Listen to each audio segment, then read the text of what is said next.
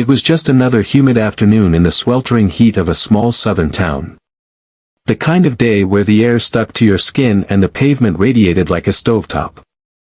At the corner of Maple and 6th, inside a greasy little garage that smelled of motor oil and old dreams, worked a man most people in town simply called Mr. Reggie. He wasn't flashy. Wore the same stained overalls every day, his hands always covered in oil. But his heart, that was cleaner than anything you'd ever find in the world. Reggie was the kind of man who'd give you his last sandwich and pretend he wasn't hungry. Everyone knew him, but few really knew him. He lived alone in a modest apartment above the garage. No wife, no kids, just a radio, a box of old photo albums, and an unwavering belief that you should help when you can, no matter how little you've got. That day, as Reggie was under the hood of a rusted pickup, he heard a sound that made him pause. The distinct rattle of a busted-up bike dragging down the street. He looked up, wiping his hands with a rag, and saw a skinny boy, maybe 10 or 11, pushing a bike with a bent front wheel and one pedal missing. The boy looked like he hadn't had a decent meal in days. His clothes were worn, his shoes taped at the toes, and his face, it held that mix of exhaustion and determination only hardship can teach. Reggie stepped out from under the hood, squinting at the boy. "Hey there, champ.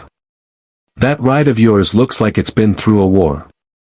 The boy looked up nervously, unsure if he was about to be scolded or chased away. "It was my brother's bike," he said softly. "He passed it to me before he went away. I was trying to fix it myself." Reggie could hear the hesitation in his voice. Whatever "went away" meant, it hurt the boy deeply. He didn't push. "Name's Reggie. Folks call me Mr. Reggie around here." "You got a name, son?" "Tyler. Tyler Green." "Well, Tyler Green, looks like fate sent you to the right place. Let's see what we can do about that poor bike." Reggie knelt beside the boy, inspecting the damage. The front tire was bent at an unnatural angle, the pedal missing, and the chain practically rusted through. But Reggie didn't flinch. He just smiled and said, "She's a fighter. I think we can make her ride again." Tyler's eyes lit up with a rare glimmer of hope. The repair took a few hours. Reggie didn't charge a dime. He even pulled out a decent tire from his pile of spare parts and a new pedal from an old BMX bike he'd been meaning to throw away. As Tyler tested the newly restored bike in the alley beside the garage, laughing for the first time in what must have been weeks, Reggie watched with a warm smile. "You fix hearts better than you fix engines," muttered Reggie's assistant, a young man named Darnell, who had been watching quietly. Reggie shrugged. "Sometimes, they just need someone to believe in them." That wasn't the last time Tyler came by. Over the next few years, the boy would swing by the shop every now and then. Reggie started giving him odd jobs, sweeping, fetching tools, learning how to work with engines. He taught him how to patch a tire, replace a spark plug, and eventually, how to take apart an entire engine and rebuild it from scratch.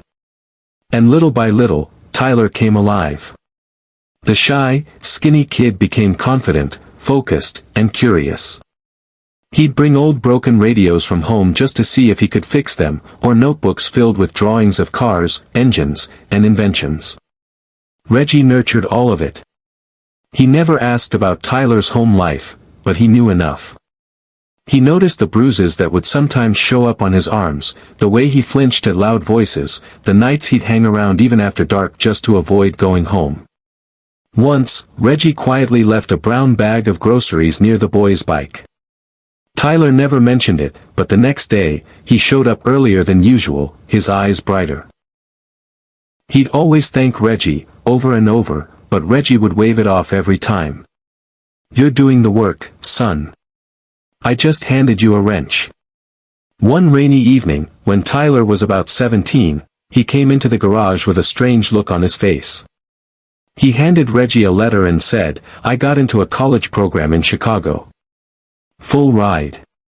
Engineering." Reggie's hands trembled as he read the letter. He looked at the boy, no, the young man, standing tall in front of him. "Your mom'd be real proud," Reggie said, choking back a tear. "I know I am." Tyler hugged him tight, the kind of hug that says more than words ever could. And then he was gone. 15 years passed. The garage aged. Reggie aged. His hair turned silver, and his hands, though still strong, had started to ache more in the cold. Darnell eventually took over most of the daily work. But Reggie stayed. Not because he had to, because this place, these people, they were his family. And though Reggie never said it aloud, he missed Tyler.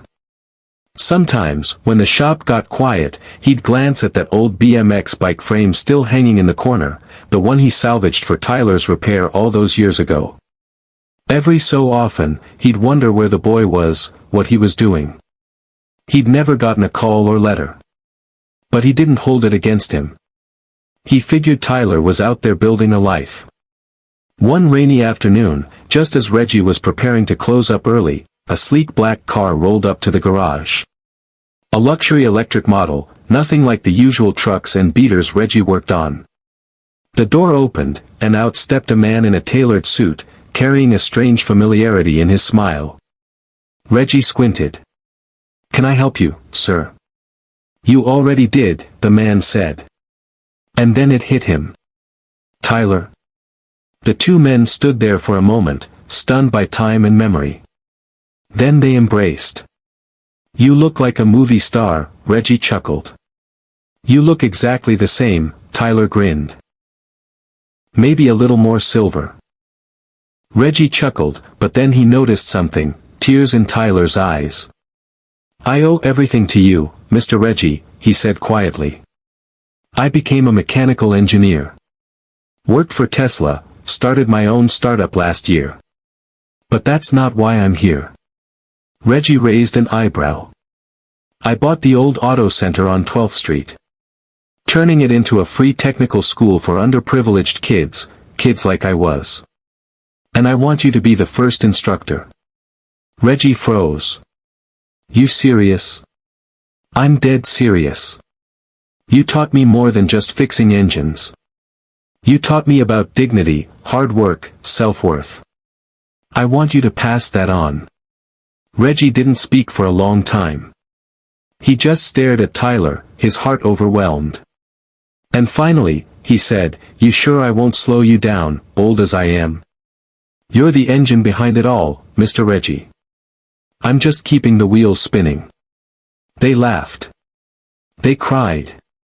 And as they stood there, under the drizzle, the past and the future blurred into one beautiful moment.